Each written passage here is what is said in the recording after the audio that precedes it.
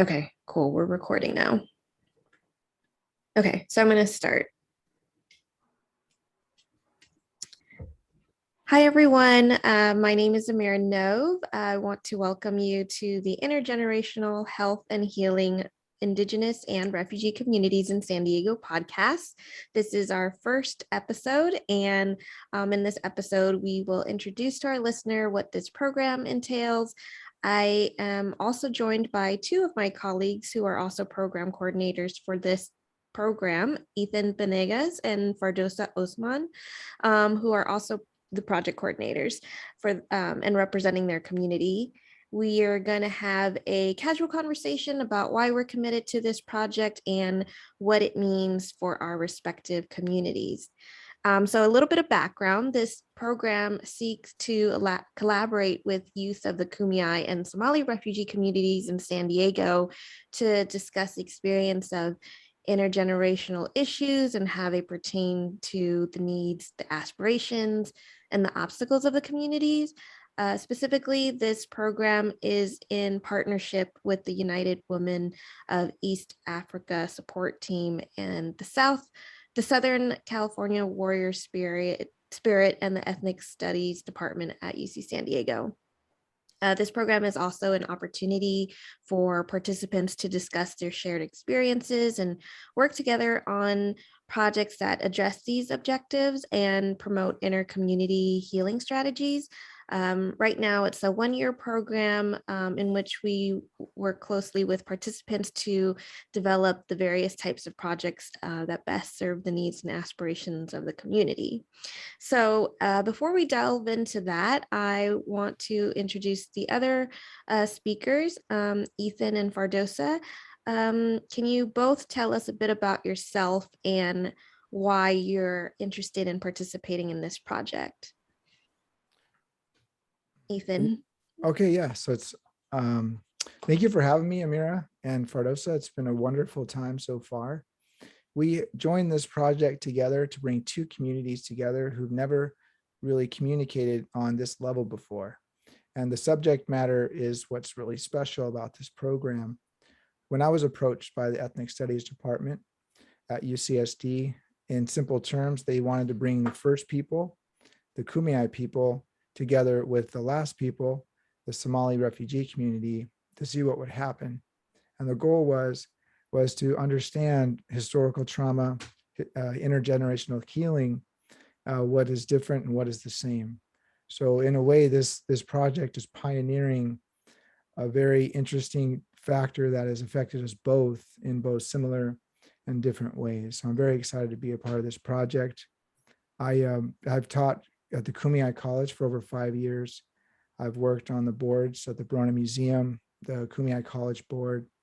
I've also currently run my father's website, kumeyaay.com, and I'm really involved in my community. So a lot of the participants are past students. In fact, all of them are.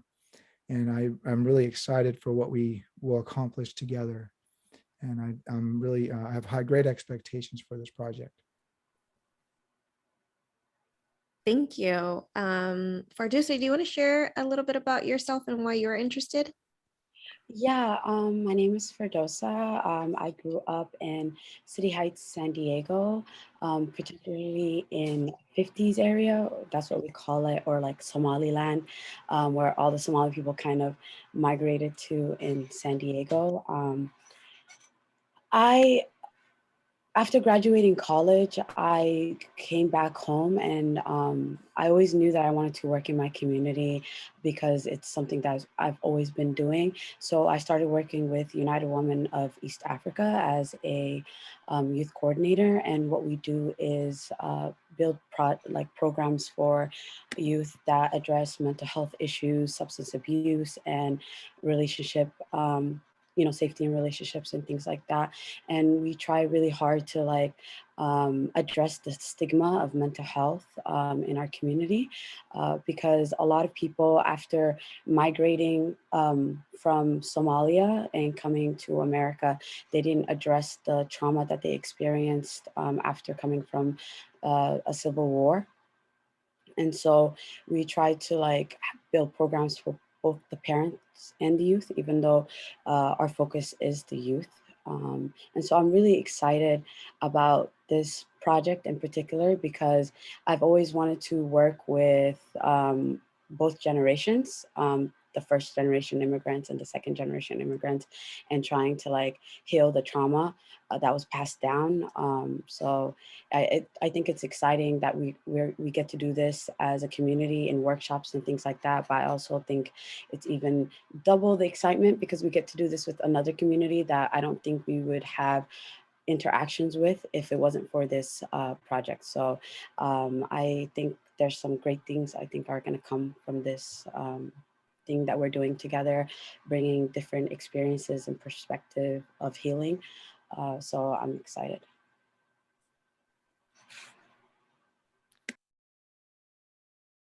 Yeah, thank you. That was great. I feel the same way as you. Also being from San Diego and being of a community that also experienced trauma from genocide and displacement. My family are Cambodian, and so it's great to sort of see, our like certain shared experiences and like different experiences as well, to just come together and talk about like healing methods.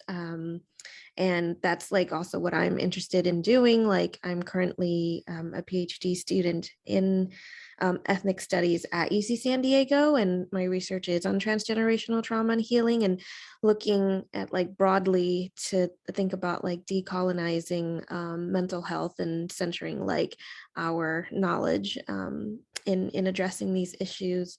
Um, you both talked about trauma, and Fardosa, you had mentioned like the mental health in the community. And in our project, we talk about a lot of, we use a lot of terms like inner or transgenerational trauma, historical trauma, childhood trauma, transgender health and healing, which is, what we're calling this project right now. Can you both talk about what these terms mean for you and how they relate in the context of your communities?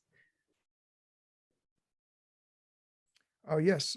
I believe that historical trauma can mean many things to many different people.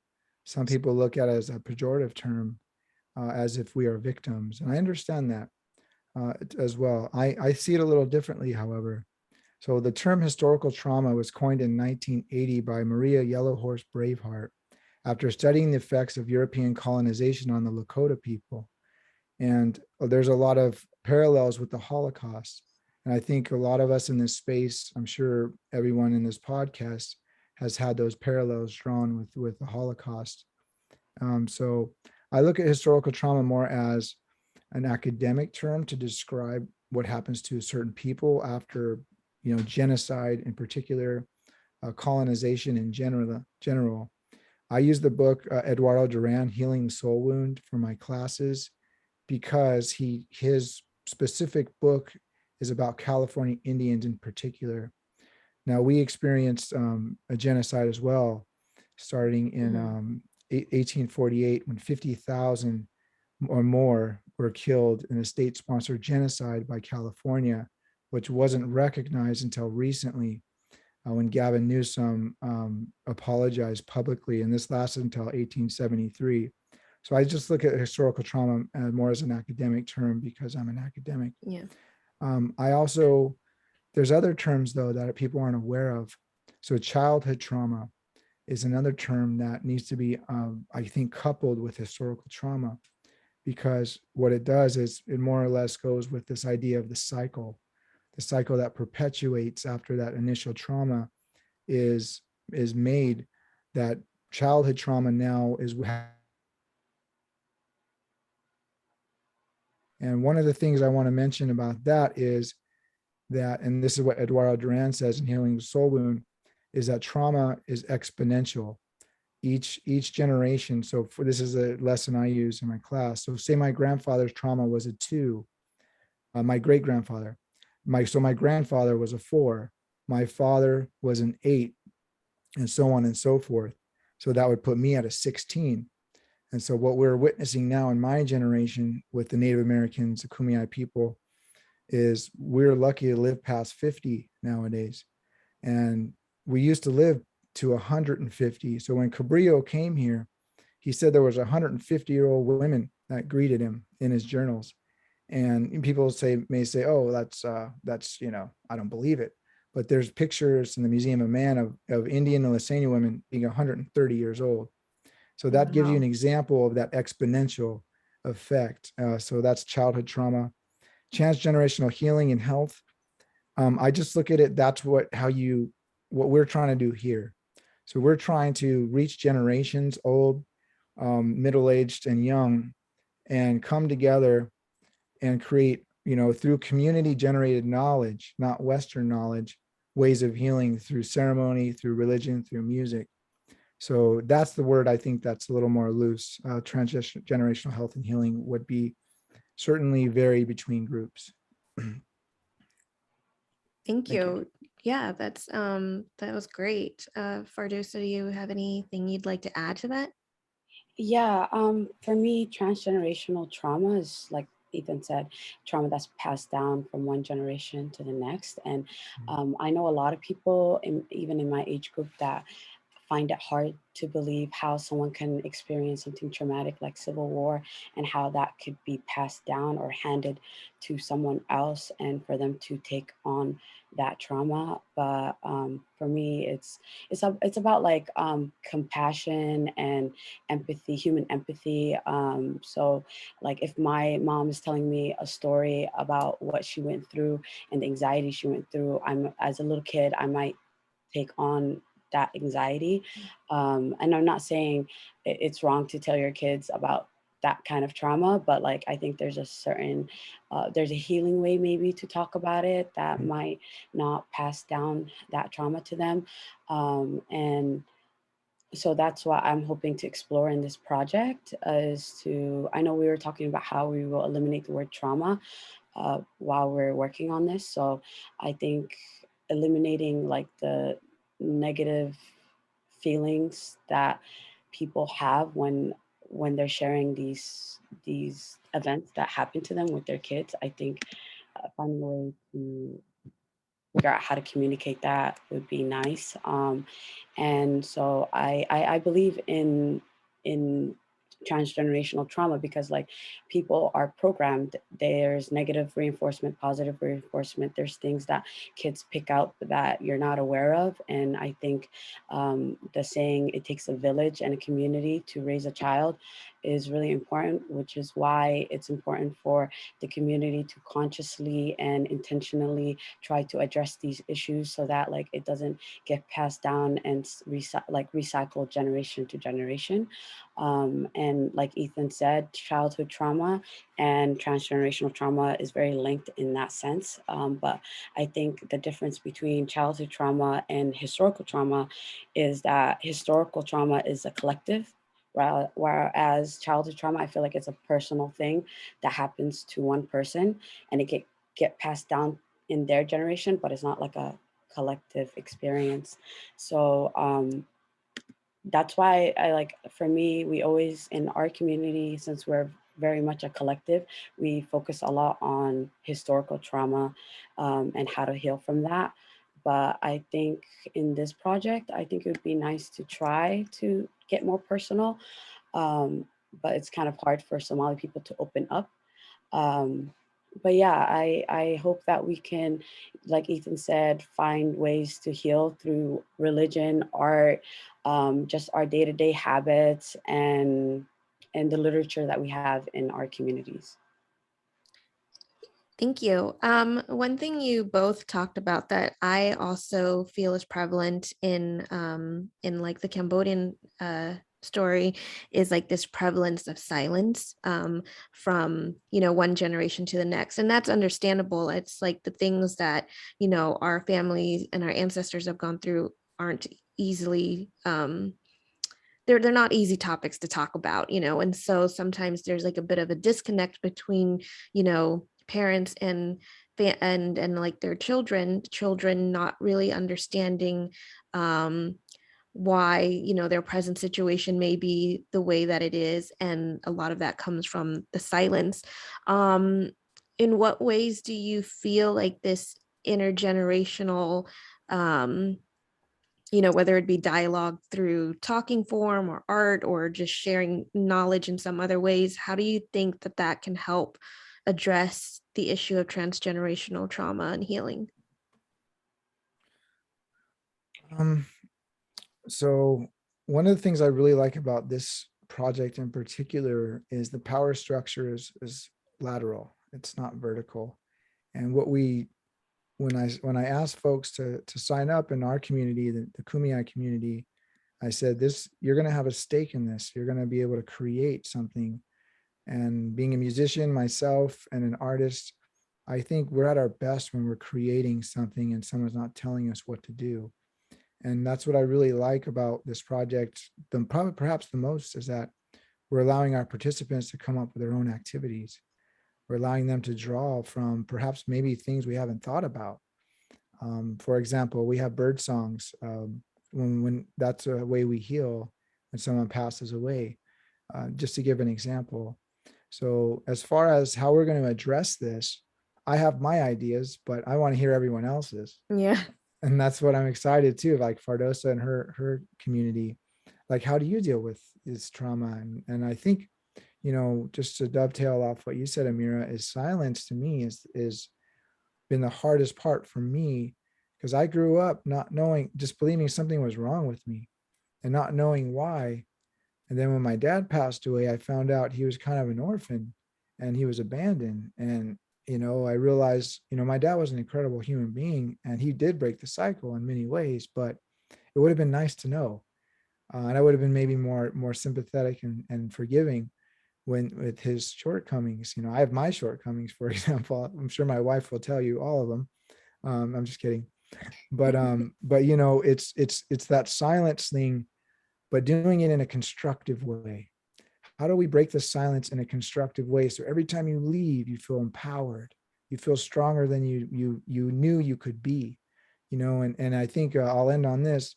One of the things I learned too is that we all have a script we're given as a child.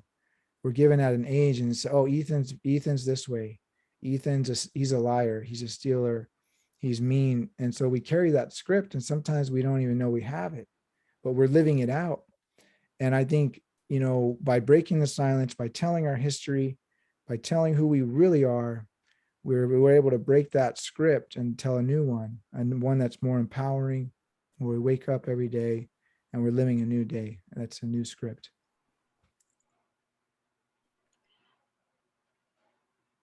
For me, the silence is very loud in our community because for us, we try to hide our, like, what they call weaknesses. Our reputation means everything to us. So Hmm. people tend to choose silence over speaking up their truth. And also the silence comes from the lack of ability to communicate. So there's a language barrier between nations, and even like in the same generation, people might, misunderstand each other. So they're always afraid to say the wrong thing because they're always trying to keep the collective together. So I think addressing that would be a great win for our community, and also for our, like, older generation, it's kind of hard for them to understand the trauma that we might be experiencing as a second generation immigrant, because we didn't physically feel the the starvation and the civil war that they went through, but we might still, like, suffer from anxiety and other mental health issues, and to them the best thing they can pass down to their kids is the knowledge of Islam. And I don't disagree with that. I just think that we need to, start intentionally using our religion to heal rather than just memorizing things and like holding knowledge, but not actually actively using it. So yeah, it's a very complicated, thing to address, but I think the journey to healing, it might take a while, but if we keep at it, I think we can get there as a group, as a community. Yeah, I feel like, just knowing where these traumas stem from is like a huge stepping stone. Understanding shortcomings, but I think what we're hearing is that a lot of times the silence also comes from wanting to guard our reputation, like you said, Fardosa, and like not wanting to like have any more negative connotations about the collective. And I think what I like about this project is that, I feel the same about my community, but it's also understanding that it's not our family's faults at that, there that Mhm. some negative things happened, and or like our experiences that were negative stems from like a larger picture. It's the violence like that were state sanctioned and on our people that led to this point. And I think understanding and addressing that is really important to take away that individual or like a group's responsibility, because it was enacted upon us, and I think that that's an important point as well. Yeah, you said it better than I did. And that's what I was trying to say is, I blamed a lot of things on my family members. Mhm. And then once I learned the history, so Yeah. our people come from the missions. So 7 generations ago in 1769, our life was changed forever. Our culture, our language, tradition is almost, it's pretty, it's almost lost and a lot of it's dormant. But by knowing that, by tracing it all the way back to my great, great, great, great grandfather or grandmother, I realized like it wasn't our fault. Mhm. And so what it allows you is empathy and compassion on those things that our family, the things that they have issues with, problems with, and they manifest in different ways. But it allows you the compassion and understanding to forgive and to understand. And then that I really, there's something so healing in that. So I use history as a way to heal. Yeah. I'm a historian. So it was one of those things that was always like a surprise to me. And then I would use it in my class to my native students. And then, I would draw a line back from 1769, and I can draw my ancestors all the way back. I can trace all the 7 generations in one family to the mission itself. And so through history, we can heal ourselves by understanding and then gaining compassion on what had happened to us. So it's been really healing being a historian.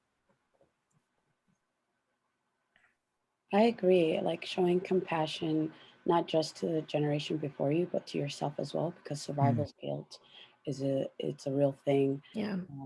Like people from our community, when we come together and try to have healing circles or even just a community discussion, and we talk about what do you feel like are issues in our community that we can address together, and they always talked about issues back home and how can we raise money for people back home and how can we help because they feel like they're the ones who are in physical danger right now, the people who need our help most. So sometimes it's hard for people to help themselves when they have, survival's guilt, and they don't tend to focus on themselves often. So I think um, filling up your cup first might be something that our community needs to work on. And hopefully we can do that with this project. Yeah, and both of you have included some great team members from your communities. So I just wanted to shout out to them as well. We all have this objective of, developing a greater understanding of these shared issues by, our communities, and as well as like ongoing efforts of community resiliency, which we've talked about a lot. And yeah, I mean, I'm excited to work with everybody and kind of generate sort of an archive of stories through creative projects that, they're going to be spearheading and inspire and cultivate this inner community relationship that situates the youth as creators of their lives and their futurities. Um, Do you want to share a little bit about how you think the project's objectives relate to these topics that we discussed today? The project objectives will be, as I said early, open-ended, but eventually we're going to have to focus. So I initially thought, so we had our meeting last week in Verona, the gathering, and what immediately came up was identity and culture and how you kind of don't identify with it sometimes. So I grew up in Verona where we didn't have peon and traditional gathering. We had the powwow, and the peon was taken away, on purpose for reasons I won't say, but then brought back. And I missed that whole time.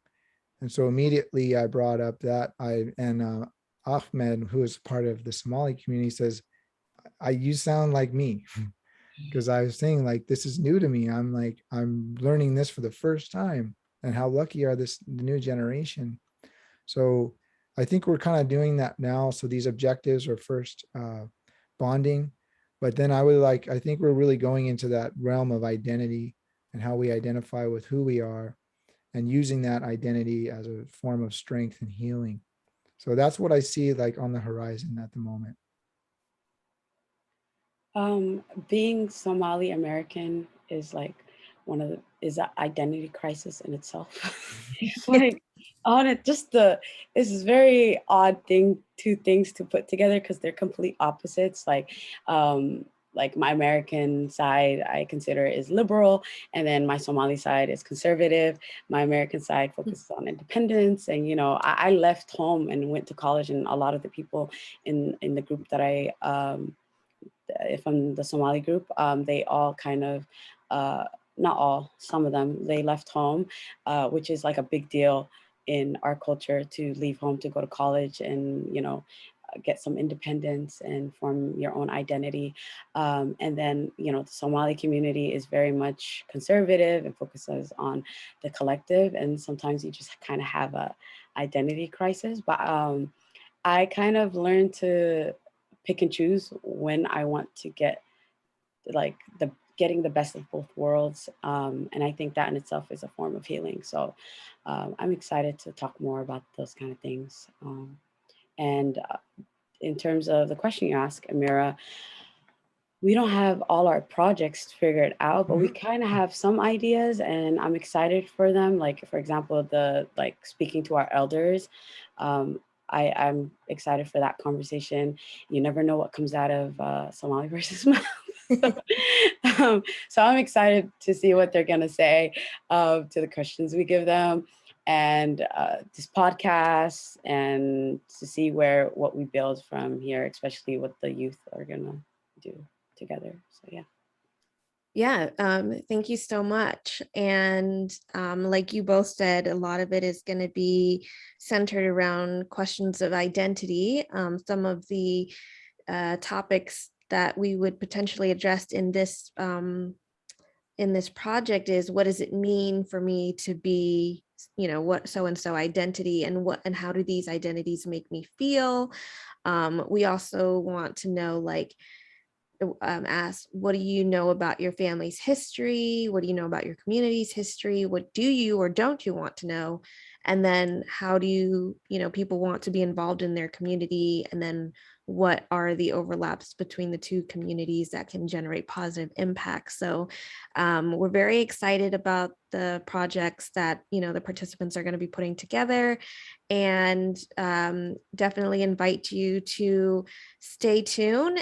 We have future episodes that are going to delve into these issues more elaborately, and we'll have guest speakers. Our participants may participate as well in the podcast, as well as other community members. And so, we'll talk about things like food and healing, or religion, music, identity, the list goes on. So we hope that everyone is excited as we are in this journey.